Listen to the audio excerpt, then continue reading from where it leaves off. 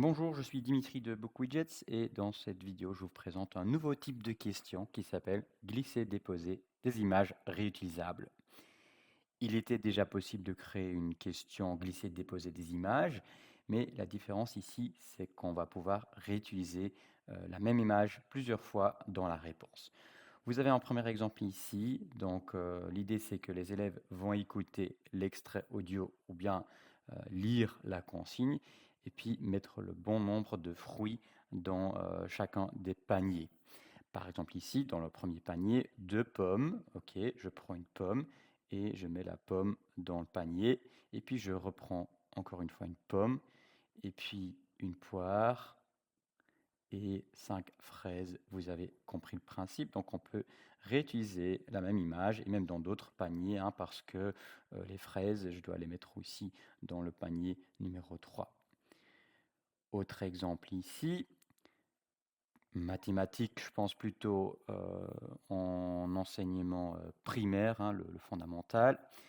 L'idée, c'est que les élèves vont glisser-déposer le nombre de billets et de pièces qu'il leur faut pour payer le montant qui est affiché, avec le moins de billets et de pièces possible. Donc, par exemple, pour 25,50 €, ok, c'est assez facile.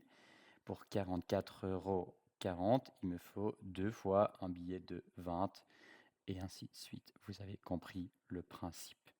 Voilà, ici, on demande explicitement le moins de billets et de pièces possible. Il est possible d'enlever cette partie de la consigne et dire que voilà, il y a plusieurs possibilités. Je peux aussi, dans le deuxième exemple, avoir 4 pièces de 10 cents. Mais dans ce cas-là, soit il faut prévoir plusieurs bonnes réponses, soit corriger manuellement par après les réponses alternatives. Autre exemple, c'est un peu comme le premier exemple, mais en anglais, hein. Ici, les élèves doivent mettre les candy balls, donc les friandises, dans aux bons endroits avec le nombre et les couleurs, les nombres et les couleurs correspondants. Et puis, encore un chouette exemple en anglais avec les mots composés. Les élèves doivent créer des mots composés. Et par exemple, on a sunlight, mais on a aussi sunflower et Sunday. Et pour d'autres mots, il y a plusieurs possibilités aussi. Il y a school day, il y a school time, et ainsi de suite.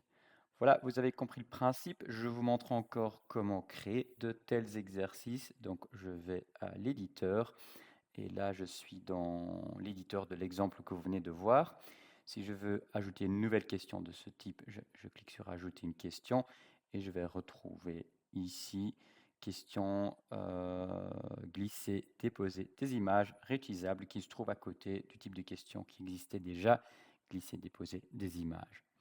Vous savez qu'on peut chercher avec le filtre glisser, déposer et vous allez retrouver peut-être un peu plus facilement le type de question qu'il vous faut.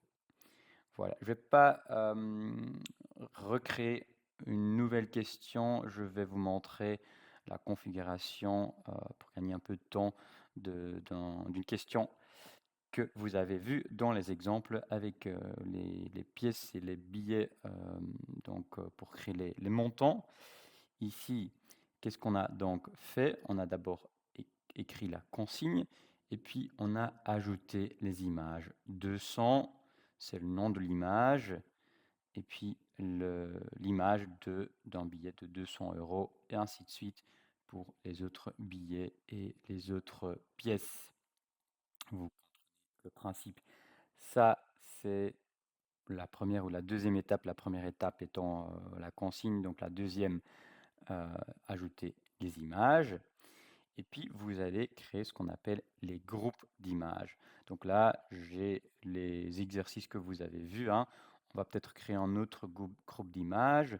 Je veux, par exemple, 80,40 €. OK. Voilà, je prends l'aperçu. On peut peut-être déjà aller regarder. Et je reviens sur cette question 2.